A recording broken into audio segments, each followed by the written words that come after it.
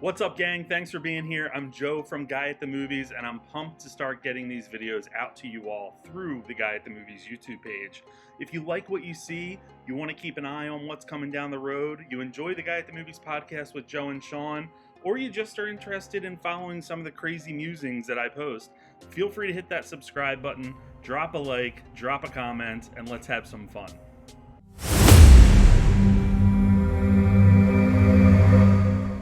Today we're here to talk about Doctor Strange and the Multiverse of Madness. This movie has made waves at the box office and is yet another Marvel hit, but is it all that it's cracked up to be? Today I'm going to walk through the top 3 failures of Doctor Strange and the Multiverse of Madness. Tune in, enjoy, spoiler warning, here we go.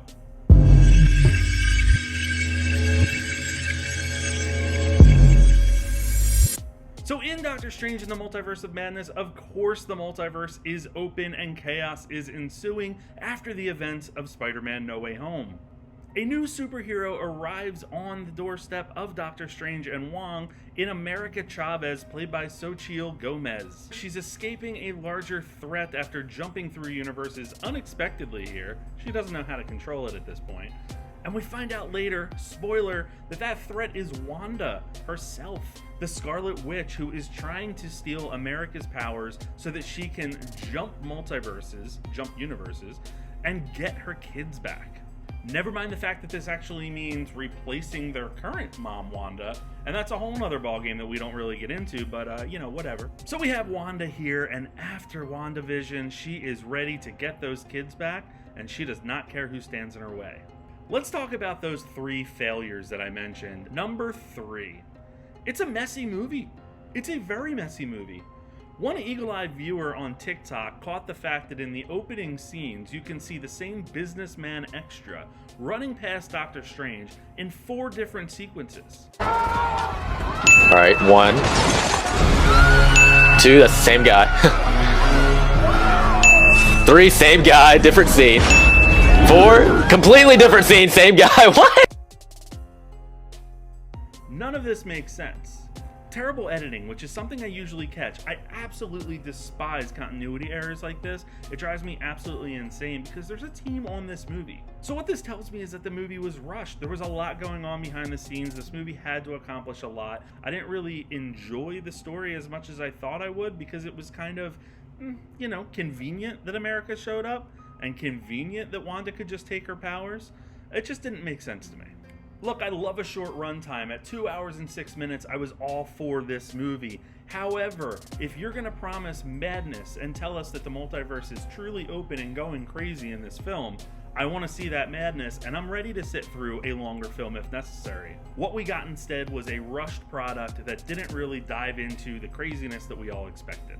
Maybe that's a little bit of a heightened expectation failure, but it is what it is. Number 2, what we get at the end of Doctor Strange in the Multiverse of Madness is Stephen Strange walking across the street before he suddenly collapses in clear agonizing pain, and ultimately that third eye appears. Then we get to the mid-credit scene, and this is the character introduction of Clea. Clea ends up being really powerful, sort of Doctor Strange in female form, and really is Doctor Strange's wife in the comics in a lot of the runs. What we also get here is Charlize Theron making that debut after word leaked back in January, I believe it was, that she had signed on for a major role. We're going to be seeing a lot more of her, but here's my problem. At the end of the movie, we have Doctor Strange lying in agony with the third eye popping out in the middle of the street.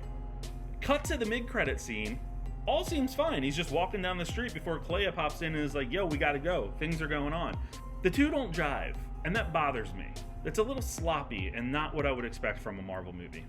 And number 1, which has been talked about throughout the internet and all of the fandom, is the absence of Paul Bettany's Vision. At the end of WandaVision, we had that massive battle between Vision, the created Vision from Wanda in, Westview, fighting with White Vision.